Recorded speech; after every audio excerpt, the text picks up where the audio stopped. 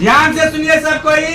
आज हम लोग एक महत्वपूर्ण बैठक कर रहे हैं और इस बैठक में हम लोग आज इको क्लब के बारे में चर्चा करेंगे, उनका गठन करेंगे। इको क्लब क्यों गठन किया जा रहा है? Eco club for mission life इनका नाम है। 2019 ईस्वी में बिहार सरकार ने जल जीवन हरियाली कार्यक्रम चलाया और 2022 ईस्वी में केंद्र सरकार मिशन फॉर लाइफ कार्यक्रम चलाया। इस कार्यक्रम का मुख्य उद्देश्य है जलवायु परिवर्तन जो हो रहा है, उससे जो समस्याएं उत्पन्न हो रही है, पर्यावरण प्रदूषण बढ़ रहा है, इन सब बातों को ध्यान में रखते हुए पर्यावरण प्रदूषण को कैसे कम किया जा सकता है, इसके लिए क्या करना चाहिए, इन सारी बातों से बच्चों में जागरूकता लाने के लिए eco club for mission life कार्यक्रम को शुरू किया गया और इसे मुख्यमंत्री सुरक्षा कार्यक्रम के साथ जोड़ करके इन्हें आगे बढ़ाने का प्रयास किया जा रहा है ताकि बच्चों में पर्यावरण से संबंधित जागरूकता का प्रसार हो सके और जैव विविधता, पारिस्थितिकी तंत्र, इकोसिस्टम जो होता है, पर्यावरण, जलवायु परिवर्तन जैसे बातों से बच्चे अवगत हो सके, इसीलिए इको क्लब का गठन किया जा रहा है। आप लोगों में जागरूकता हो और आप लोग सामाजिक स्तर पर, विद्यालय स्तर पर, समुदाय स्तर पर इन्हें फैला सके, प्रचार प्रसार कर सके, जागरूक हो सके और पर्यावरण के प्रति संवेदनशील और हो सके। इन्हीं बातों को लेकर के इको क्लब का गठन किया जाता है। आप लोग जानते हैं कि अंधाधुंध पेड़ की कटाई, जीवाश्म ईंधन का अत्यधिक मात्रा में उपयोग, पर्यावरण प्रदूषण के कारण हमारा पर्यावरण बिगड़ रहा है, इसका संतुलन जो है बिगड़ रहा है, असंतुलित हो रहा है और ग्रीन हाउस गैस का उत्सर्जन बढ़ रहा है, जिस वजह से ग्रीन हाउस गैस का उत्सर्जन बढ़ने की वजह से तापमान बढ़ रहा है और अनियंत्रित तापमान बढ़ने की वजह से पर्यावरण का संतुलन बिगड़ रहा है। इससे क्या होता है, अत्याधिक वर्षा होने से बाढ़ आ जा रही है और कभी कभी सुखाड़ आ जा रहा है, भूस्खलन हो जा रहा है, इस वजह से जान माल की क्षति हो रहा है। साथ में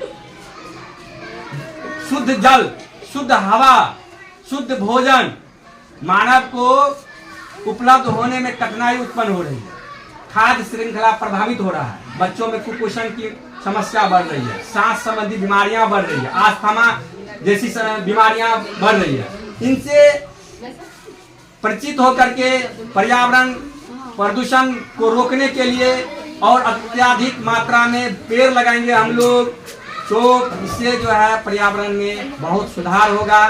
साथ में इको क्लब के लिए 6 क्षेत्र को चुना गया है। जैसे आपको स्वस्थ जीवन जीना, स्वस्थ जीवन के तहत जो है साफ सफाई, खान पान पर ध्यान रखेंगे, शराब, दारू, गांजा, भांग को छोड़ देंगे, इसे त्याग देंगे, इस बीमारी से दूर रहेंगे, संतुलित आहार खाएंगे और इससे क्या होगा, स्वस्थ जीवन जीने को प्रेरणा मिलेगी। इसके अलावे जैव विविधता, हरियाली, जल जीवन, हरियाली जैसी बातें, जैसे पेड़ लगाना, साथ में जो है कूड़ा करकट और कचरा को जो है सही तरीके से प्रबंधन करना, गीले कचरा को एक तरफ, सूखे कचरा को एक तरफ रखना।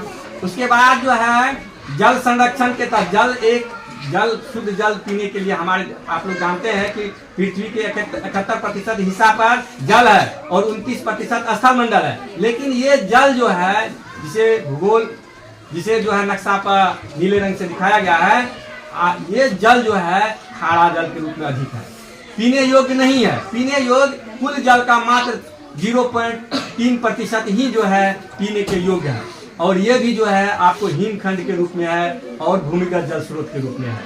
अगर हम लोग निरंतर जल का अत्यधिक मात्रा में उपयोग करेंगे तो ये जल धीरे धीरे क्या होगा, इसका भूमिगत जल का स्तर नीचे गिरता चला जाएगा और एक दिन जल संकट उत्पन्न हो जाएगी। चेन्नई में जल संकट की समस्या से चेन्नई जूझ रहा है। महानगरों में जल के लिए बड़े बड़े टैंकरों का उपयोग किया जा रहा है। तो जल को हम लोग समुचित तरीके से संरक्षण करेंगे इनका और वर्षा के जल को रेन हार्वेस्टिंग सिस्टम के माध्यम से उसको अगर संरक्षित करेंगे तो फिर हम लोग जल के समस्या से बच सकते हैं। तो जल बेवजह जल का बर्बादी से रोकना है, नल को बेवजह चलने से रोकना है और जल के बर्बादी को रोकना है। उसके बाद जो है ऊर्जा संरक्षण पर हम लोगों को ध्यान देना। आप लोग जानते हैं कि जीवाश्म ईंधन का जो है सीमित मात्रा है हमारे देश में।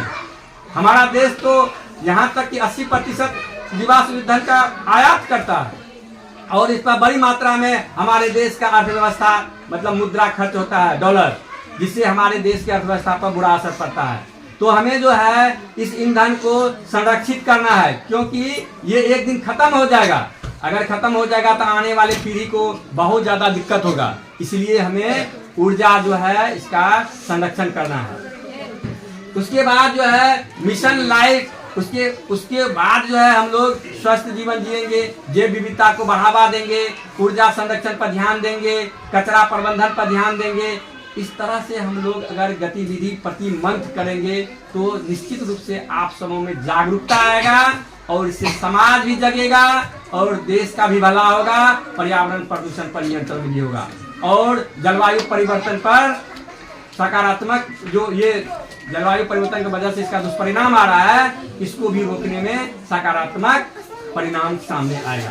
तो हम सभी ये जो है पर्यावरण के प्रति संवेदनशील हों, जागरूकता लाएं, एक पेड़ निश्चित रूप से लगाएं, चाहे स्कूल में लगाएं या रोड के बगल में लगाएं, खाली जगह में लगाएं। पेड़ लगाएंगे तभी शुद्ध हवा मिल पाएगा, तभी पर्यावरण संतुलित रह पाएगा। क्योंकि जनसंख्या अधिक बढ़ने की वजह से जंगलों की सफाई करके लकड़ी के वजह से इमारती लकड़ी प्राप्त करने के उद्देश्य से, खेती के उद्देश्य से जंगलों को अंधाधुंध कटाई हो रहा है, जो पर्यावरण को प्रदूषित करने में भूमिका निभा रहा है। तो हम सभी पेड़ लगाएंगे तो पर्यावरण प्रदूषण पर नियंत्रण पाया जा सकता है। पेड़ लगाना चाहिए, हम सबों को लगाना चाहिए। पेड़ लगाएंगे तो इसका लाभ मिलेगा, फल भी मिलेगा, इमारत वाली लकड़ी भी मिलेगा, साथ में शुद्ध ऑक्सीजन मिलेगा। तो हम सबों को पेड़ लगाना है। लगाएंगे ना सबको पेड़? सब कोई संकल्प लें कि एक पेड़ कम से कम निश्चित लगाएं। हमारे शास्त्रों में कहा गया है, धर्म ग्रंथों में कहा गया है, वेदों में कहा गया है, उपनिषदों में, पुराणों में, गीता, रामायण में, जितने भी पवित्र धार्मिक ग्रंथ हैं उनमें ये बात कहा गया है कि जब हम लोग पेड़ लगाते हैं तो इसका हमें पुण्य मिलता है, और जब हम लोग इस दुनिया को छोड़ के जाते हैं तो पेड़ के छांव में स्वर्ग तक पहुंचते हैं जो पेड़ लगाते हैं। तो निश्चित रूप से पेड़ लगाना चाहिए। पेड़ लगाने का बहुत सारे लाभ है। इसका लाभ फल भी मिलेगा, इस पेड़ से लकड़ी भी मिलेगा, साथ में शुद्ध हवा ऑक्सीजन भी प्राप्त होगा। तो पेड़ जरूर लगाइए। चलिए आज के लिए इतना ही, धन्यवाद।